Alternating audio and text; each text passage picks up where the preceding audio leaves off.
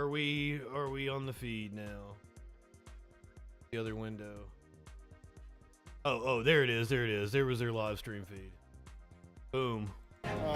Food prices and just price of living. What are they gonna do about inflation? This is the Michigan gubernatorial debate. This November. My major concern is the Front-backed Republican candidate Tudor Dixon. Governor Gretchen Whitmer and challenger Tudor Dixon address Democratic incumbent Gretchen Whitmer. questions in their first ever televised debate. First and only debate. TV8 studio. It's the debate for governor. Here's Directly following this, we'll be watching the Mandela-Barnes-Ron Johnson debate in the Wisconsin Senate race. So stick around. Grand Rapids and being seen and heard on Once again, I'm going to try to lay out as much as possible while the candidates are speaking. two major party candidates for governor. Democrat Gretchen Whitmer and Republican Tudor Dixon will debate the issue. You guys can be sure that I'm not high enough for this shit. That they are interested in. Quickly, here's an overview of the very basic rules. Each candidate will have 60 seconds to answer each question.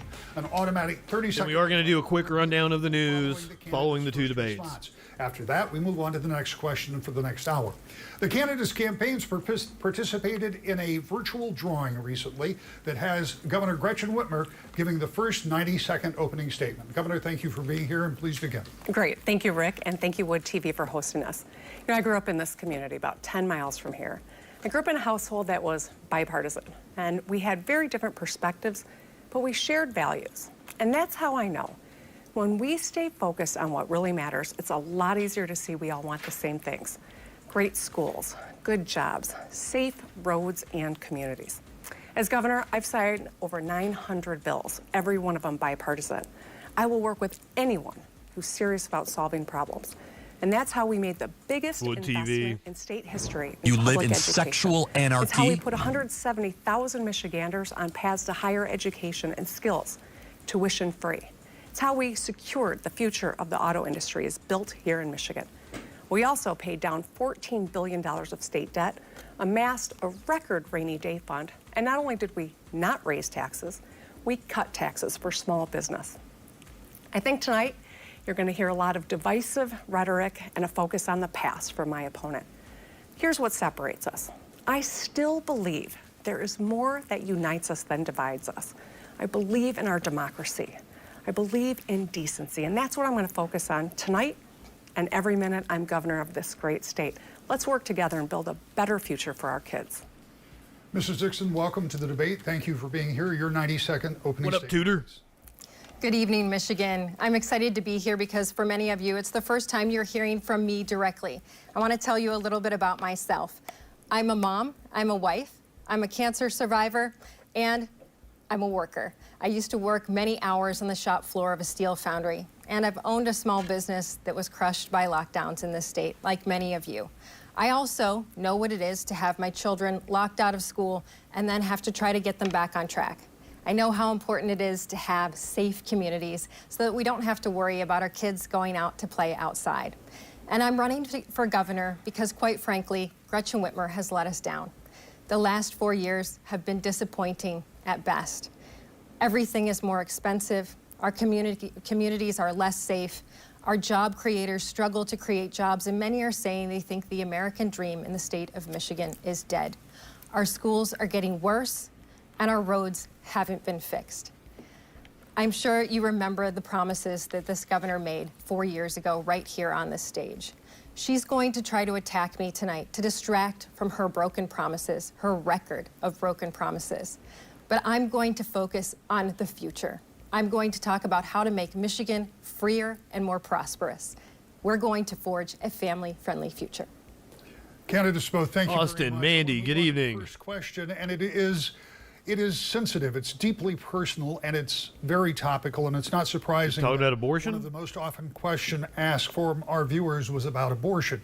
Each one of those questions came with a point of view. It came with what people were What up, feeling, Jenkins? and sometimes it was agonizing to read Chainsaw, some of good those evening. questions. But what I wanted to truly do, is I want to get to where you are on this issue very clearly. Ron from Allendale did a really good job. He asked it pretty simply when he said, please clearly explain your views on abortion. And to help Ron get to that answer, I'm going to ask you, and I will hold you to this if I can, if you support abortion rights, I want you to tell me what, if any, limitations you would accept. If you oppose abortion rights, I want you to tell me what, if any, exceptions you would allow. Governor Whitmer, your first question for 60 seconds. This is an important question. When the Supreme Court overruled Roe v. Wade, it took away rights that we've had for 49 years, rights that I've had my whole life are now been ripped away from women and girls in this country. Michigan could revert to a 1931 law that makes it a felony, no exceptions for rape or incest, criminalizing doctors and nurses. The only reason that law is not in effect right now is because of my lawsuit stopping it. When Roe fell, Mrs. Dixon celebrated that. She said it didn't even go far enough. She said she wanted to make abortion a felony, no exceptions for rape, incest, or health of the woman, and throw doctors and nurses in jail. That is too extreme and too dangerous.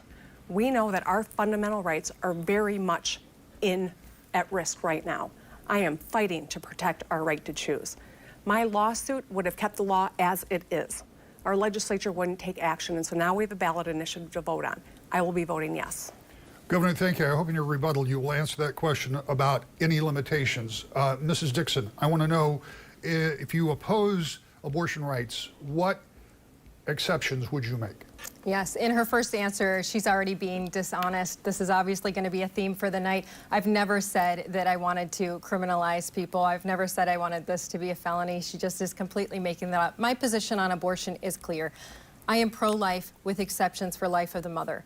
But I understand that this is going to be decided by the people of the state of Michigan or by a judge.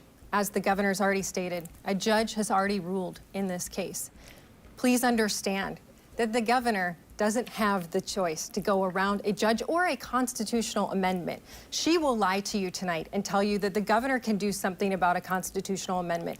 But you need to understand that it's very clearly written, and you should understand her position. It's extremely radical. It's abortion up to the moment of birth. She's already proven it with her record of voting.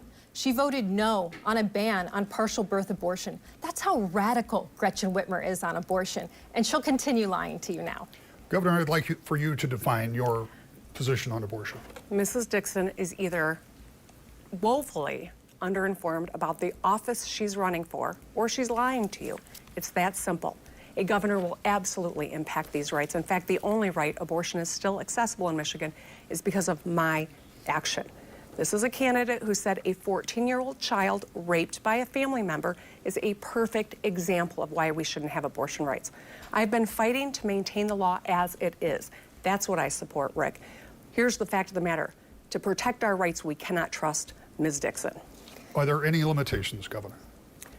Rick, my lawsuit would have preserved the status quo with the limitations that are on the books right now. The legislature wouldn't enact it, and that's precisely why we are going to the ballot now. Thank you. Your rebuttal, Mrs. Dixon. She's clearly stated she has no limitation. She doesn't even want parental consent. That's what the proposal that she's out there talking about every single day says. She's lying about my position, and I can see why she's a little confused about a constitutional amendment, because this is a governor who time and time again thought she was above the Constitution of Michigan. In fact, the people had to go to the Supreme Court to try to rip her powers away, even though she held on to them like grim death. This is how she's going to treat the people of Michigan. It is not how I will. Our second question deals with part of the same issue. And I believe she was referring to COVID restrictions. A proposal 3 that is dealing with abortion rights. Now, this may or may Weird to not say grim death between the governor and the legislature. In an analogy referring to COVID restrictions. To the degree that you support or oppose this initiative, I want to know, and I want you to answer Alexander's question, and this comes from Walker. The first question will go to you. I would like to know if both candidates agree to uphold the will of the voters, no matter if Proposal 3 poses or fails. And you've already spoken to this to some degree, Mrs. Dixon, but in other words, if you're elected and Proposal 3 has passed, will you do anything to try to change it or to go around it or to somehow go against that vote? You're right, Rick. I've been very clear on this, and I've made this statement multiple times. I will always respect the will of the voter.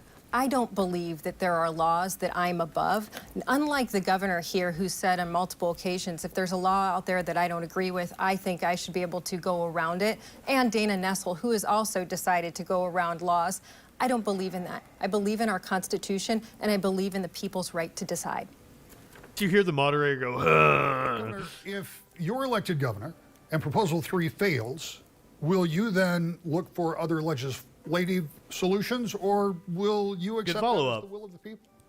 Well, I'll always accept the will of the people, Rick. But here's the fact of the matter. I still have a lawsuit that's pending in front of the Supreme Court. And so ultimately, that too will have to be decided. I think it's really ironic when Mrs. Dixon stands here and says that she will accept the will of the people. This is a candidate who still denies the outcome of the 2020 election. This is a candidate who will not pledge to accept the outcome of the November 8th election. So for her to stand here and say she will respect the will of the people when she has not even embraced the outcome of a last election or pledged to embrace the outcome of a future election tells me we cannot trust what she's saying. These are fundamental rights. We cannot make any assumption that a Dixon administration would fight to protect women's rights, women's access to health care, and families who are trying to grow their family through IVF is one additional example. A 30-second rebuttal and plenty to talk about there. Yeah, if we're talking about protecting women, then we should go through a few of the vetoes that the governor has had recently. Vetoing safe housing for pregnant women. That's pretty tragic. Also, vetoing any grant funding for parents who just want to adopt and have a family. She also vetoed funding for critical pregnancy centers because she said they offered information on adoption. That's not exactly family friendly. So once again, the governor is being dishonest with you. She wants abortion to be your only option. 30-second rebuttal, Governor. That's ridiculous. Like so much of what I think we're going to hear tonight, we know what the law is. We know what women demand and women require in their reproductive health care. We also know what this candidate for governor has said about. She vetoed it because rights, it was mostly about geared towards ripping connections to rights fake away women's from health our centers. Future generations of women and girls. The most important economic decision a woman will make in her lifetime is whether and when to bear a child. This candidate for governor wants to rip that away from her. Candidates, we're going to move on, and this is going to be the first of our video questions. As you know, we ask our viewers to submit questions, and a few of them we reached out to and asked them to record the verbatim of what they asked us. And this first one, it really struck me because each of us Taking TikToks have now is what kids he's in saying. Public schools or in college. And Carson from Grand Rapids has an important question that I feel certain is shared by many of us and many of his peers. You can see it right over here. As a high school student, school safety is a top priority for me. What will you do in order to keep our schools safe and ensure protection to all Michigan students? Well, I've got a message to the kids out there. There are so many pressures for kids in school these days, and I would expand Kayson's question to say this. Sherry from Troy wants to know, in addition to school safety, how do you support students' mental health in schools? Governor, I'll begin with you. 60 seconds. Sure, Rick. Well, we've made historic investments in education. That includes wraparound supports for mental health. I've listened to parents, and I know school safety and mental health of our students is paramount. I gotta tell you, as a prosecutor, I led the efforts to get prepared for a new school year, active shooter drills with our police officers. As a mom, I am furious. I'm angry that What the cops gonna do? Only in this country, the #1 killer of children is gun violence. As governor, we need to act. I support secure storage. I support background checks. I support red flag laws. My opponent, on the other hand, does not. She's proposed more guns, less oversight, and eliminating gun-free zones. She claimed not to even know what safe storage was, which is exactly what the Oxford families have been lobbying for. That kind of out-of-touch governance only makes our kids more at risk when they're in our schools. Mrs. Dixon, 60 seconds on keeping children safe in schools and their mental health. Yeah, in 2018, our state police released a Safe Schools report. That Safe Schools report covered everything from hardening our schools. Well, throw it away because the cops don't know what they're doing. Was taken care of, and making sure we're seeing those flags when we see a child that's in danger. The governor hasn't even come out. Do the opposite of whatever the cops recommended. The Michigan Department of Ed has now come out and said there are times when we can hide a dangerous situation from parents. If a student wants to harm themselves or someone else, we should hide it from the parents. We've never seen something like this before. We're in really scary times. We need to trust our experts. When our state police come out with a report like that, we need to take it very seriously. The money that we've received so far from the federal government could have been used to harden our schools over this summer, but nothing happened. We really need to take that money and focus on how to keep our kids safe inside of those buildings. 30 seconds. Governor Whitmer, as a rebuttal, please. The same month as the Oxford school shooting, where 4 children were murdered, 8 were injured, and the community was terrorized, Tudor Dixon posted on her social media a picture of her shooting a gun. Old Tudor. With the caption that said, "Gun control means using both hands." She is too dangerous and too out of touch to be trusted with protecting our kids. She'll put the Second Amendment before second graders every time. We cannot let that happen. Mrs. Dixon, you have 30 seconds. Gretchen Whitmer's made it pretty clear. She wants to make sure she takes away any protection you can have. She wouldn't allow protection even inside of the school, where we know that's the best case scenario if we have someone that can shoot down a shooter, shoot down a threat. But she doesn't want anything like that. She wants to make sure your kids are in a sitting duck zone, where there can be no guns and there's no protection against them. The idea that she thinks that having any type of weapon is too dangerous for the state of Michigan, she'll take all of your guns away. Mrs. Dixon, the next question. The moderator keeps sighing at her. The subject of schools. And this is rather broad because, again, it's a subject that we got so many questions about, and I couldn't get every nuance in there. So I want you to talk about your view of education, how schools should operate, how you think that should work. But included in that, we know that Michigan's public schools are always an issue in a governor's race, and the same is true now. I want you to tell me from Parkland. Discussion of your view on schools, the specifics as governor that you'll work to ensure that the best possible outcomes for all students in public schools are achieved, not just in the high-achieving schools, but in some schools that we know are struggling. Sure. In our schools right now, we're seeing that we have incredibly low reading scores. We've talked about this for years, but after the pandemic and kids being out of school for almost 2 years, we've gone through a crisis and we don't have an opportunity right now to catch our kids back up. Michigan is one of the kids out of school for almost 2 years. What is she talking about? Tutoring plan for our students. We've talked about 25 hours for every child to make sure they get back on track. We need to get our kids back to reading and back to the basics. Right now in Michigan schools, as you're seeing on the news, parents are really concerned about what their kids are being taught with this sex and gender theory and not teaching them to read, write, and do math. We've made it very clear. We want parents involved in the child's education, and we want to go back to the basics, making sure our kids know how to read, write, and do math. From kindergarten to 3rd grade, they're learning to read. From 3rd grade on, they're reading to learn. If they're missing that crucial step, we're robbing them. Governor, let's hear what you have to say about that and how we make sure that all students have, as clearly as possible, the same opportunities in all of our public schools. Absolutely. I love this. Decouple funding from property taxes. Michigan public schools. I went to Forest Hill Schools right down the road. This is personal for me. I know that an education is what levels the playing field and creates opportunity for every person. And that's why I worked with the legislature in a bipartisan manner, and we delivered the biggest investment in public education in Michigan history. We closed the gap between districts.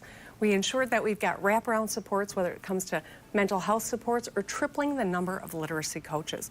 We're dropping class size and luring great people to go into teaching. That is how we ensure that all kids have a great education. We are making great strides. There is certainly more good work to do. We want to be a top 10 state when it comes to literacy, individualized tutors. But I need you to know this. The person bankrolling Mrs. Dixon's campaign is Betsy DeVos. Why is that? Because they want to take $500 million out of our public schools. You have 30 It is seconds. a scam to funnel public money into private She says she institutions. closed the gap. What she really did was close the schools. And when we talk about making sure there is no wrong path for any child, you should know that when Detroit Public Schools kept their schools closed longer, she was silent. When Flint Public Schools closed their schools down again, Gretchen Whitmer was silent. In fact, in the midst of the pandemic, when the legislature said they would give her money for reading scholarships, one of her people came out and said it smelled too much like vouchers because they don't want parents to have control. She doesn't want you to have an impact on your child's I don't want public money going to religious and private Betsy institutions. DeVos's voucher plan might help Betsy DeVos, and it might help Tudor Dixon too, because her kids go to private schools. I don't have a problem with kids going to private schools. That's her choice. But the fact of the matter is that most kids don't have those options. And that's why we've got to improve the education system across the state of Michigan so that every child has a great education. A governor's job isn't just to take care of our own kids, it's to take care of all of our kids. Candidates, we're going to move on to another subject that was very high on the list, as you will understand. And people wanted to know 1,000 questions, that's an exaggeration, about the state's response to COVID-19. And there's no way to go through all of the questions. So as we sat around trying to think of a way that we could get to that question and give it some depth, here's what we want to do. Instead of going one by one through every grievance or why did this happen or why didn't this happen, I want you to think back. Given the advantage of 2.5 Notice years how of he knowledge that we keeps didn't have sighing much every time before, Tudor Dixon and answers a given the advantage question. of hindsight, It is which hilarious to me. Always particularly good. I want to first ask you, Governor, looking back, if there is anything that you would have done differently. And Ms. Dixon, when I get to you, I want to ask you, if you had been governor, what would you have done differently? Governor? Well, let's start with this. COVID was incredibly hard on every single one of us. We know that this was a brand new virus that we didn't know a lot about. We knew that our hospitals were filling up and that people were dying. We were in desperate search of masks and ventilators. There were refrigerated trucks outside of some of our hospitals to store people's bodies who didn't survive COVID. It was a desperate time. So I talked to the experts. I listened. I asked questions of our national experts, of state experts. I talked to my fellow governors, Republicans and Democrats, and we helped one another as we made tough decisions because lives were on the line. Studies have shown that our actions saved thousands of lives. Now, 35,000 people in our state have died from COVID. They may not matter to some, but they matter to me, every single one of them. If I could go back in time with the knowledge we have now, sure, I would have made some different decisions. But we were working in the middle of a crisis and lives were on the line. Mrs. Dixon, given the information that we had 2.5 years ago, what do you think you would have done differently if you were governor? Well, the governor wants you to believe that she did listen to the experts, but we have the letter from the Nursing Home Association that said, whatever you do, don't send COVID-positive patients into nursing homes. And yet the governor did. When Andrew Cuomo even backed off of this, Governor Whitmer doubled down. She even tried to hide the final report of the numbers of how many deaths we had. In fact, she's tried to hide a lot from this pandemic. She tried to hide, or she did hide, effectively, why her Department of Health and Human Services director left. In fact, she even paid him off with a secrecy agreement. The same with unemployment. What a debacle to have $8.5 billion fraudulently sent out. Now I've got people bringing bills from the state up to me, begging me to forgive the unemployment that she's trying to get out back because she accidentally sent $8.5 billion out. And what about our students that she kept locked out of schools and wouldn't listen to parents when they begged her to let them play? Let them play. She wouldn't even listen. Governor, you have 30 seconds. None of what my opponent just said is true. It just isn't. Here are the facts. While my life was being threatened for making hard decisions to save lives across our state, Mrs. Dixon was spreading conspiracy theories. Mrs. Dixon was downplaying masks, saying that this would go away without getting vaccinated. She said kids couldn't get COVID. Had she been governor during the pandemic, thousands more people would have died. A lot of those deaths would have been in our nursing homes. 30 seconds. Unfortunately for Gretchen Whitmer, everybody knows that I have been vaccinated, and she's completely dishonest. But she can't be honest because she knows that her response was so completely horrendous. In fact, she closed restaurants down longer than any other state, and we lost 3,000 restaurants. But we just got a report today. Just got the report today. Michigan is having a slower comeback than any of our surrounding states. So not only did she make bad choices when she closed us down and refused to open our schools, but she hasn't figured out how to recover. Candidates, we move on, and this is one of the more unusual questions that I've ever had because we've never been quite here since I've been covering politics in the state of Michigan. Michigan has rarely had more of a robust treasury. There has been more money that has come through. Some of it is federal, a lot of it is state money. There are billions of dollars that are still unallocated, even after the largest budget ever and the largest school aid fund ever. So my question is, and it goes first to you, Mrs. Dixon, what do you do with that money? Do you save it? Do you spend it? Give it back to taxpayers? None of the above? What do you do with maybe $6 or $7 billion? Well, Your water is not fixed, and the former governor is trying to get out of being held accountable for it. Are getting caught back up. As I stated earlier, Michigan is one of the only states that didn't implement a robust tutoring system after the pandemic to get our students back on track. And the test scores show. Right now, our third graders just failed their literacy exams nearly 60% across the state. And in Detroit, 90%. So when we talk about making sure there's no wrong path, that hasn't happened in the state of Michigan. We have the funding to make sure our public schools have the resources that they need. It's time for us to use them to make sure our kids get back on track and focus on the basics. Get back to reading, writing, and math. The governor still has not made a comment about the fact that parents are begging for our schools to go back to the basics and get our kids back on track. Governor? Let's talk about a few stats. Michigan's economic recovery is the fastest than any we've seen in our history. We have one of the strongest economic recoveries in the country. We know that we are seeing small business growth that's outpaced any year that we've seen in the last 23 years. We've made record investments when it comes to securing the future of the auto industry here. General Motors, $7 billion building batteries. Ford, Stellantis. It's not just about autos. It's about the future of manufacturing, future of life sciences. Perigo moved their headquarters from Florida here to Grand Rapids. Pfizer expanded in Kalamazoo. We're also onshoring chip production to bring supply chains home from China to Michigan. KLA, SK Siltron, Calumet Electronics, Hemlock Semiconductor. We are building the future of the economy. And we're also training our workforce so that they can get into those good paying jobs you can raise a family on. 170,000 Michiganders are signed up for our opportunities tuition-free to get educations and skills. Mrs. Dixon, 30 seconds, please. If the governor could just be honest, the report came out today showing that Michigan is in a terribly slow recovery. In fact, we've lost more small businesses than any other state except for New York. We're tied for losing the most small businesses. We've also lost 82,000 jobs while Gretchen Whitmer was in office. And she hasn't saved the automotive industry. She's only trying to save face now because she knows Ford left and went to Kentucky and Tennessee. And when she was asked, her response was, I think we didn't know.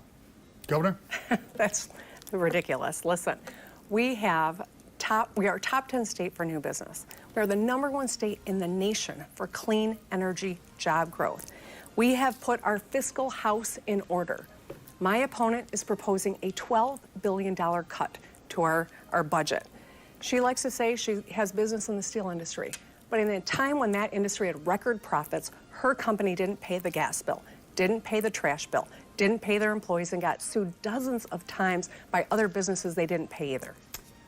Let's stay with Michigan's budget to some degree, and it also talks on another topic that was discussed a lot in this studio 4 years ago.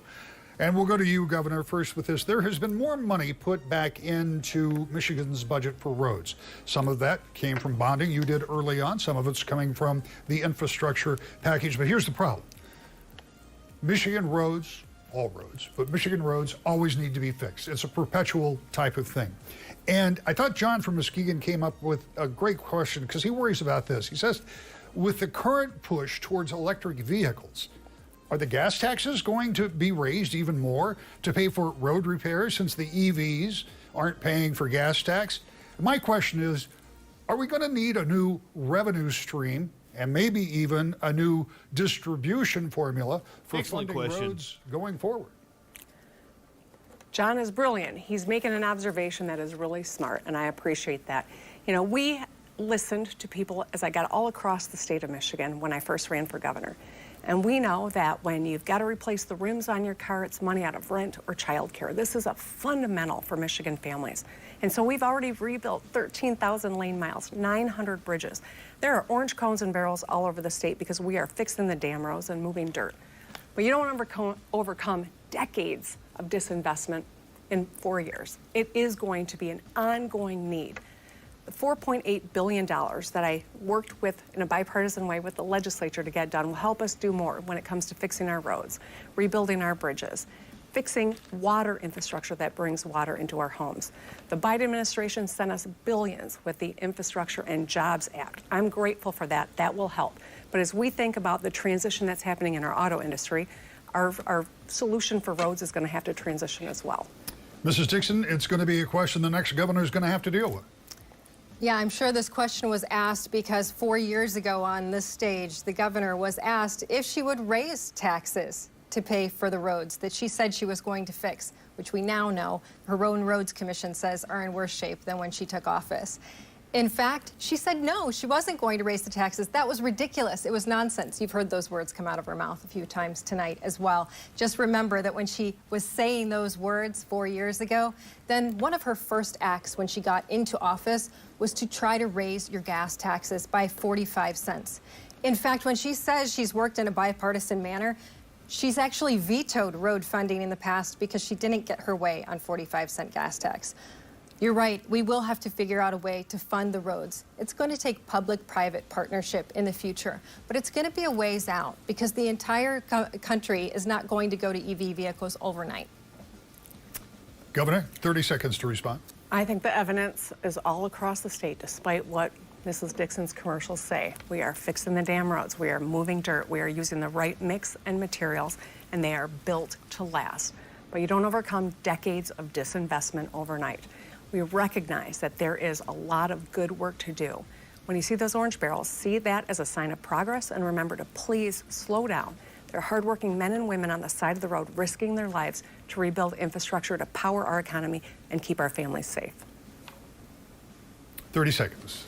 You'll notice that as soon as another election was coming up, she started to put people out on the roads. The governor didn't fulfill her promise. In fact, when she asked just a few months ago, didn't you promise to fix the roads? She said, no, I didn't promise, at least not in the first term. Now she's saying it'll take a second term and maybe even several more terms just to do what she promised in the first place, which she knew she couldn't do. But she wanted to earn your vote then, and now she's trying to get your vote again.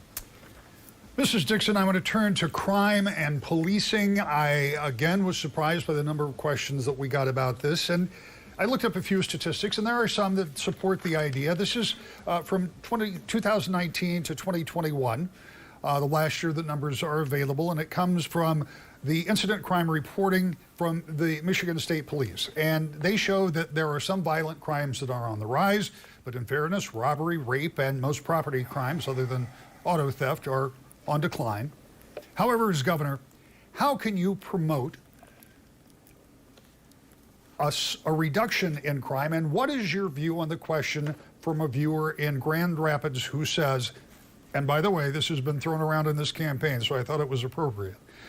Knowing that there still continues to be a defund the police movement out there, then what is your plan to rid our state of such violence so that taxpayers who fund government and the police agencies can feel safe again in their own homes?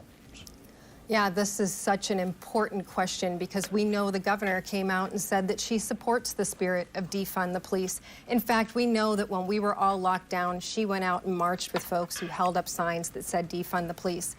I'm actually endorsed by the largest police union in the state, the Police Officers Association of Michigan, and more than 24 sheriffs, including Democrats, because they are so upset about the fact that the governor doesn't support them.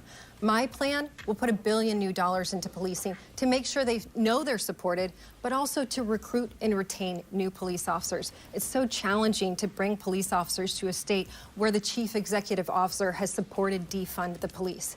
We're going to make sure that not only are they supported, but they have the tools they need, they have the technology they need, and they have the mental health help they need. And they will always know that a Dixon administration has their back. We will never defund the police. Dixon, the administration have their back. My opponent is long on rhetoric and short on facts, and that's okay. I got to tell you, as a Did former that count as profanity? I have sat with our law enforcement. I have worked arm in arm with them. And that's why the budgets that I have written have been focused on supporting. I can tell you as governor, I've made too many phone calls to grieving families who've lost their loved ones on the front line. I've attended too many funerals and visitations. And that's why we've got to talk about gun violence. My opponent's proposing policies that increase guns, decrease oversight, and eliminate gun-free zones. That's not going to make us any safer. Here's what will. I delivered a bipartisan investment in our law enforcement, $1 billion for training, for recruiting, for making sure that we're shoring up pensions for those who risk their lives for all of us every day. Every one of us deserves to feel safe in our home and in our communities. Investing in law enforcement is what we have done and what we need to continue to do to keep people safe. Mrs. Dixon, 30 seconds. It must be so embarrassing for the governor that it's actually on tape that she said she supports the spirit of defund the police. That's the truth. I'm not short on facts. In fact, when she didn't get her gas tax increase, she decided to then veto funding for our road patrols. Now she's coming out and saying she's bipartisan and she's supporting the police, but her record shows something terribly different. In fact, that's why we've lost a cop a day in Detroit this year. It's devastating to see the chief executive officer treat our police officers this way. Cop a day, face. I know Mrs. Dixon is committed to her talking points, but the fact of the matter is just this week, with a group of Republican and Democratic legislators, I signed a bill to support our secondary road patrol. Just this week, I was endorsed by a different police organization and a number of prosecutors and sheriffs. They're split. You know why? They usually go to the Republican side, but they've seen me in action. They know we have made the biggest investment supporting them, and we will continue to do so long as I'm governor. Candidates, I appreciate you doing a great job on time. This is flying by, so I'm trying to get to some more of these questions. And this one is from Detroit. Joe there says that he has some real concerns about racial bias in law enforcement. And this is important because we have seen so many cases around the country that have been really troubling. And here's what he says. He says racial bias exists in law enforcement in policing, charging, trials, sentencing, incarceration, prisoner abuse, probation, and parole. If you would please ask a question about criminal justice system racial bias reform in Michigan. First, Governor, do you agree with that assessment? Why or why not? And if you agree, what can you do about it?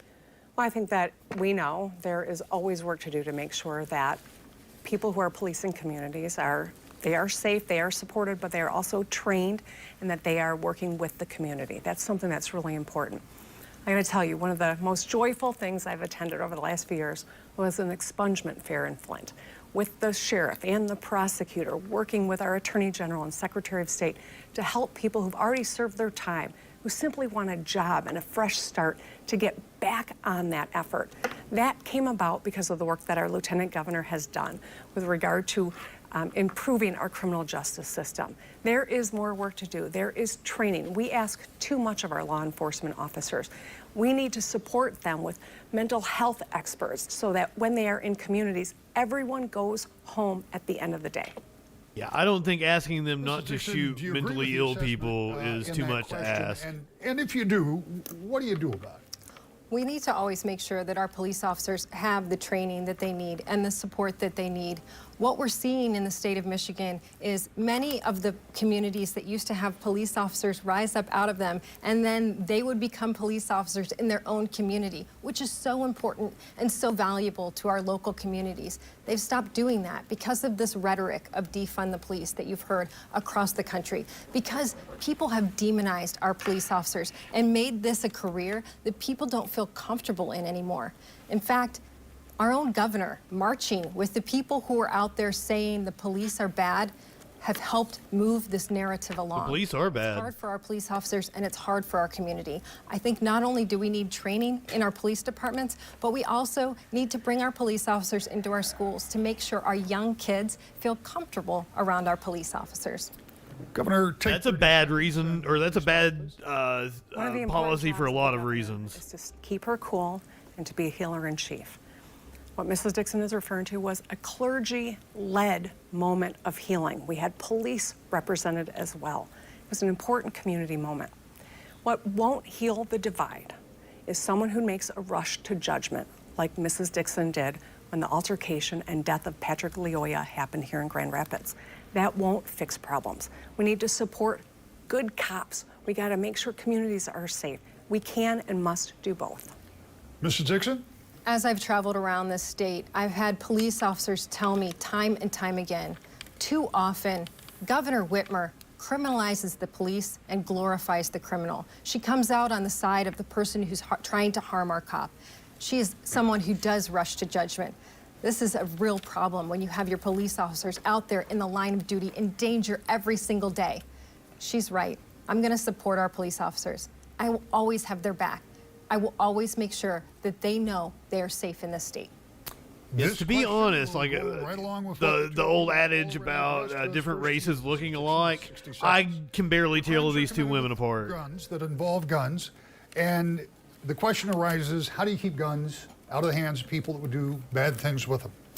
Given the recent U.S. Supreme Court ruling, the state's ability to make gun laws may be somewhat limited because of the Bruin decision, but no matter what, when you see firearms-related crimes, when you see gun violence, what, if anything, would you do to change Michigan's existing gun laws or create new ones, again, with the codicil about the Supreme Court?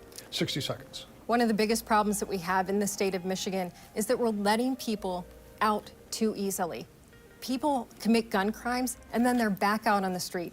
This is a problem for our police officers, too. They're afraid to even arrest these guys for fear they're just going to come back out and target them. And I don't think cops are afraid to arrest people. Across the state tell me I don't think that's a problem in this country. As soon as they're out on the job. This is catastrophic. We need to make sure we are tough on crime in this state. This idea that you're going to take guns away from law-abiding citizens and somehow that's going to keep them out of the hands of criminals, that's never going to work. We have to make sure that we are tough on crime. When we find someone who commits a gun crime, they need to be put away.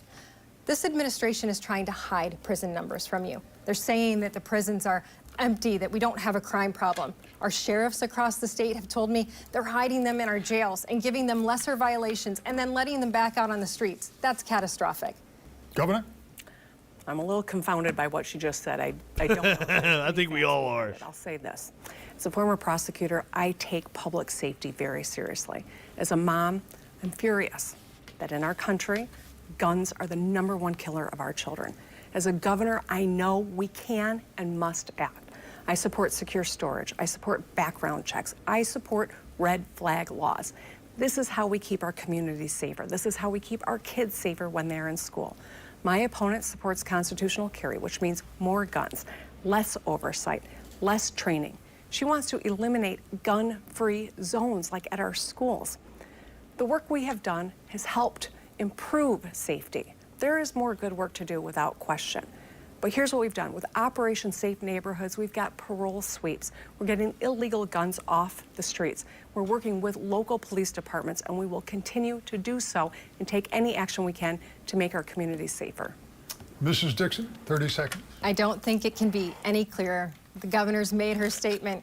She wants to take guns away from law-abiding citizens. She does not trust our law-abiding citizens with their guns. We know this. We've already I don't seen trust most agencies citizens trying to with do guns. this on their own. And she doesn't even know that we're in a situation where our jails are filled with violent criminals that are beyond what our jails can handle. They're not putting them in our prisons. She doesn't even know what's happening in the criminal justice system in her own state. Governor, we're going to go to you, but I'm going to ask the control room to, there we go, to reset that clock. That was distracting. My apologies. Governor, please, 30 seconds. Sure. I mean, I'd be happy to give my 30 seconds to Mrs. Dixon if she wants to actually tell us what kind of supports she might, what policy she might support to get guns off the street, to keep our communities safer. I still haven't heard that. I don't think that you've heard that. And I think every one of us deserves to know, what is the plan to get guns out of our communities? I love Ninetales' joke about looking like the score is tied because the eight's on the podium. Quicker, so I'm going to go with you real quickly, Governor. Let's talk a bit about the economy. We touched on it earlier a little bit, but one of the questions we heard was like this, and we heard it a lot, like this one from Paula in Grand Rapids.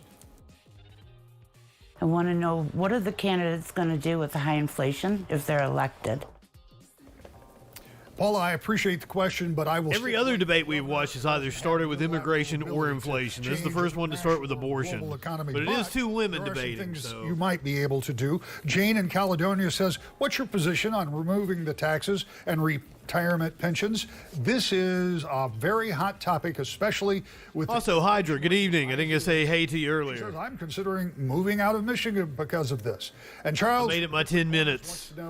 Profanity again. Fuck yeah. Economy, will you work to roll back the state's income tax to 3.9%? Governor, start with that or anything else that, as governor, you might be able to do. There's a lot to cover there, so I'll start with this. You know, we know that inflation is hurting, whether it's the price of gas or it is the price of groceries. A governor cannot fix global inflation, but what we can do is help keep more money in your pocket. I worked with the Republican legislature to make sure that we leveled the financial barrier to higher education and skills so that people can get into good paying jobs. 170,000 people are in tuition-free programs now. We also expanded TriShare, which started here in Grand Rapids, by the way. The state picks up a third of the cost of daycare, the parent a third of the cost, and the employer a third of the cost. And for people who are really struggling, we have expanded for 150,000 kids in Michigan, daycare that is free or low of cost. We also put our fiscal house in order. And because of that, because of the upgrade in our credit rating and the money that we've put in the rainy day fund, we could repeal the retirement tax, which I do support. We could triple the earned income tax credit, which I also support, and a pause on the gas tax. Mrs. Dixon, can you tell me what you think the governor could do? Because obviously it's a big problem. Yeah, well, it's very interesting that they asked about the pension tax because the governor stood here 4 years ago and said that she would, that would be one of the first things that she would do, would be repeal the pension tax, and that hasn't happened in the 4 years that she's been governor. In fact, the other question was, would you try to get the income tax down to 3.9? The governor was actually offered two different reductions in the personal income tax to get money back in your pockets, but she vetoed both of those. It's not surprising. This governor has vetoed more bills than any governor for the past 70 years. So it's not surprising. She also had the opportunity to give you a gas tax holiday. And guess what? She vetoed that as well. In fact, Michigan right now has some of the highest gas tax in the nation. We have some of the highest gas prices in the nation. She hasn't come out and said she's going to give you a gas tax holiday now. If she had done it before, you wouldn't be suffering so badly now. Gretchen Whitmer wants you to pay more for gas to force you into electric vehicles. 30 seconds, Governor. I don't even know how to respond to that. I'll just say this. You know, Mrs. Dixon's party has been in control. You should say right-wingers are morons. 40 years. I know she hasn't lived in Michigan that long, but I'm not here to play games.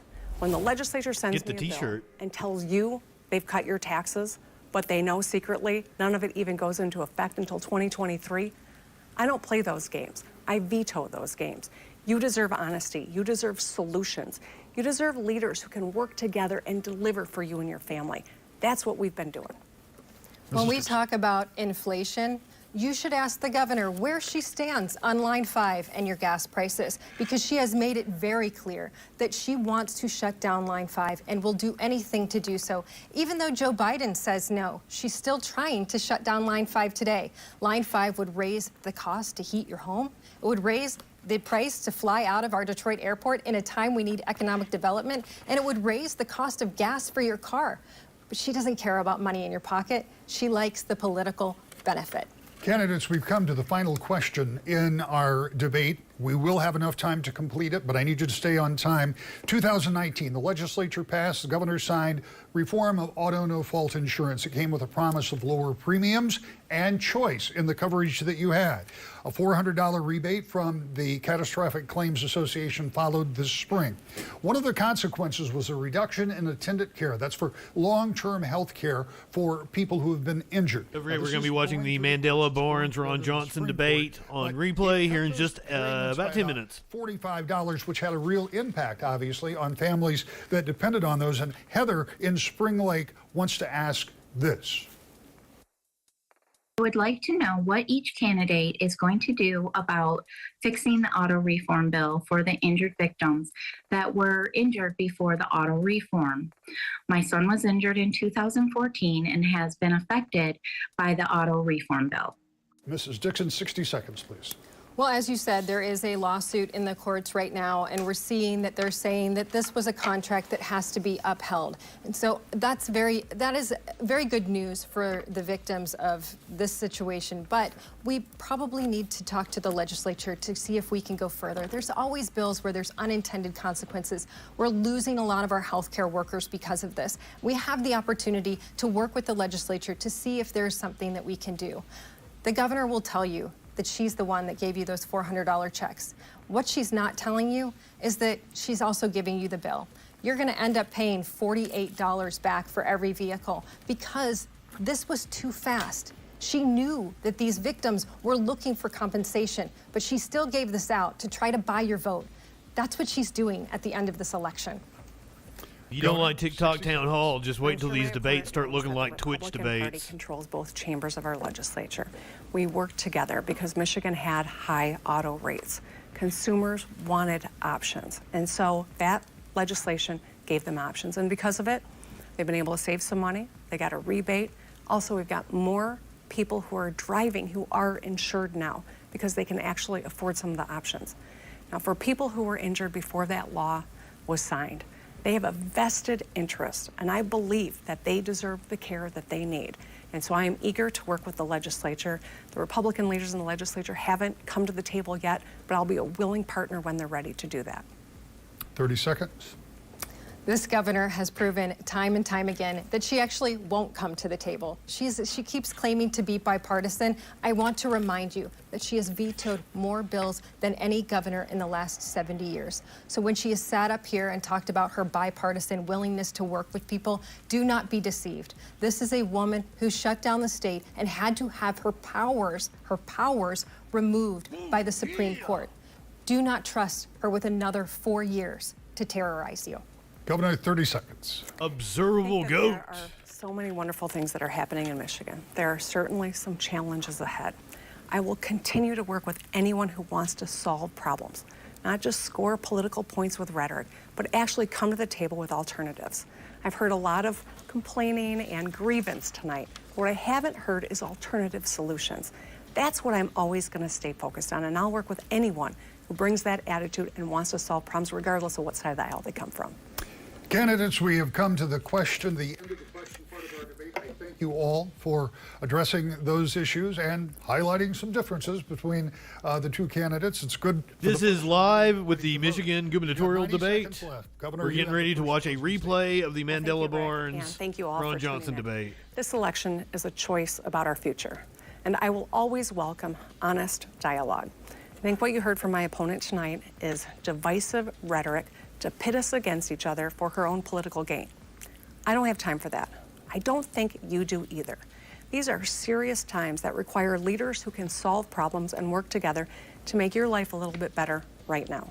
I want to continue to move our state forward, to make Michigan a place that can attract young talent and keep them here, to make sure that women have the right to make their own decisions about their bodies and their health, to ensure that Michigan is a place where every person is respected and protected under the law. That's the Michigan I want for my children and for yours. We cannot trust our future to dangerous people who peddle conspiracy theories, to people for whom problems are more politically valuable than solutions, to people who think they only win if someone else is losing. We don't have time for that. This is a great state, and our future is bright, and I'll work hard every single day to make sure of it. I'm asking for your vote in this critical election. Thank you, and good night. Mrs. Dixon, you have the final word. The governor would like to forget how hard the last 4 years have been with Gretchen Whitmer. She's shown us who she is. She stood on this very stage and said she wouldn't raise taxes. And she tried and tried and tried again to raise your taxes over and over. She also said that she cares about women, but she would gladly put little boys in your daughter's locker room. She also said she cares about parents, but she hasn't stood for parents who have said, why do we have adults whispering sex and gender into the ears of our little kids? This governor's policies are dog whistle transphobia there. Destructive. Crime is up, jobs are down, schools are worse, and the roads didn't get fixed.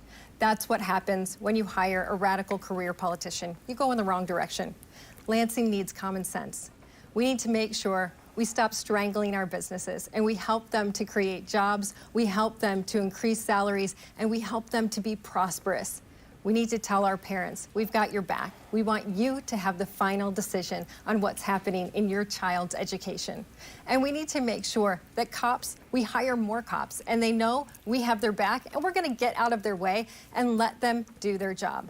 But most of all, I wanna make sure that we put money back into the pockets of our middle-class families. We need common sense, and when you lack it, that's all you can see. I hope to earn your vote and bring Michigan back to a family-friendly Michigan on November 8th.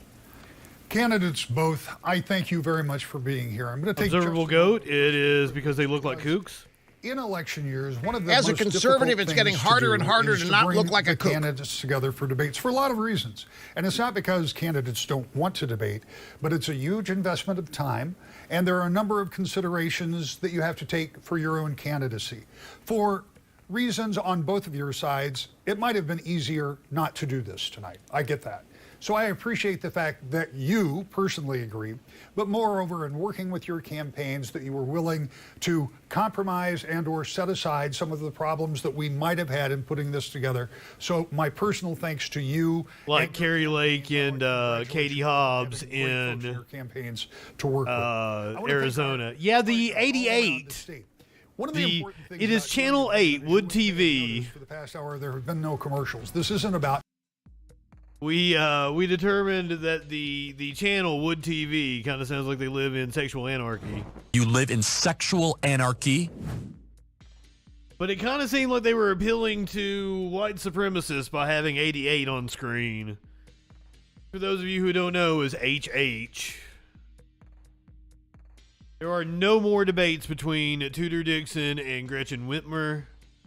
This was the one and only gubernatorial debate in Michigan. We are going to take a commercial break, and we're going to come back, and we are going to watch the second Senate debate between Mandela Barnes and Ron Johnson in Wisconsin. What up, Garrett? The ads are just so I can get everything switched around. We'll take like a 3-minute break, and then we will be back with the Ron Johnson Mandela Barnes debate in the Wisconsin Senate race. So see you on the other side of the break, and then we're gonna do a quick rundown of the news afterwards.